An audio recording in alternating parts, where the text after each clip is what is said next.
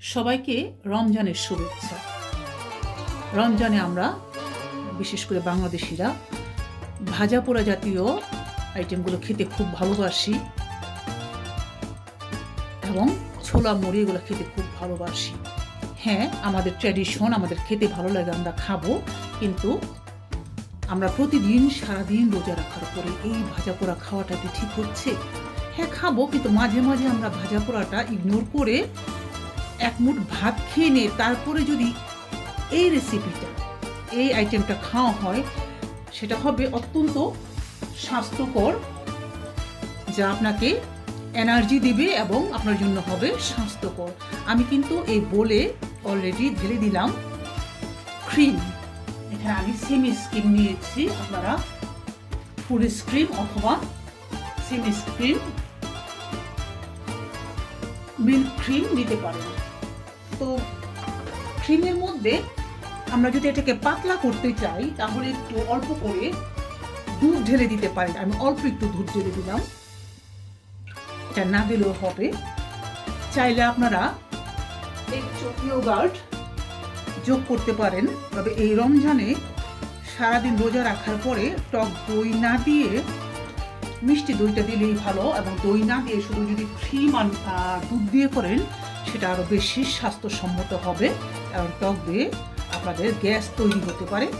এই বিষয়টা খেয়াল রাখবেন। আমার মিষ্টি দই থেকে 1 চামচ দই দিলাম। এখন আমি দিয়ে দিচ্ছি রুহআফজা, একটু মিষ্টি করার জন্যে। এখন এই মিষ্টি আপনারা যে যতটা খেতে চান, যদি মিষ্টিটা খেতে না চান, একেবারে ইগনোর করতে চান, করতে পারেন, তবে একটু রুহআফজা দিলে খুবই ভালো লাগে। এখন এর মধ্যে আমি দিব, আমি কেটে রেখেছি এখানে বিভিন্ন ধরনের ফল। আমি নিয়েছি বড় সাইজের একটা আপেল এবং একটা কলা, 2টা কমলা আর কিছু স্ট্রবেরি। সব ধরনের ফলই আপনারা নিতে পারেন, সকল ধরনের ফল যার যা পছন্দ, আঙ্গুর, আম, কলা, কমলা, যার যা পছন্দ সব ফলগুলো সুন্দর করে ধুয়ে পরিষ্কার করে ছোট ছোট কিউব করে কেটে এভাবে এর মধ্যে অ্যাড করে দিবেন।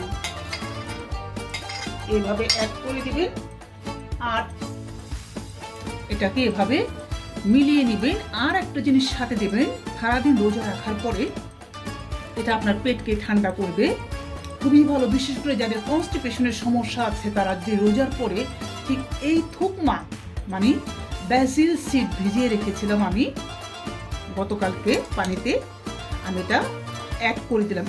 এটা কিন্তু খুবই স্বাস্থ্যসম্মত, পেট ঠান্ডা করবে এবং কনস্টিপেশনের জন্য খুবই উপকারী। এই রোজার মধ্যে যদি পানি কম খাওয়া হয় সেক্ষেত্রে আপনার সমস্যা হবে না।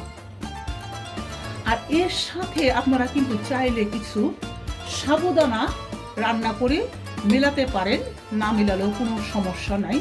এভাবে এটাকে আমরা নেড়ে চেড়ে সুন্দর করে মিশিয়ে এটাকে আমরা খাবো। তাহলে যদি আমরা 1 গ্লাস শরবত খেয়ে তারপর একটু ভাত খেয়ে নামাজটা পড়ে আরাম করে বসে বসে ঠিক এই ফ্রুটটা এভাবে তৈরি করে আমরা ধীরে ধীরে খেতে থাকি, শান্তি পাবেন পেটে এবং মনে। তো সবাই ভালো থাকুন, সুস্থ থাকুন, রমজানে স্বাস্থ্যকর খাবার খান এবং সুস্থ থাকুন, এই প্রত্যাশা করে আপনাদের কাছ থেকে আমি বিদায় নিচ্ছি। এবং আরও কিছু রমজানের স্বাস্থ্যসম্মত রেসিপি আমি আপনাদের জন্য শেয়ার করব খুবই তাড়াতাড়ি।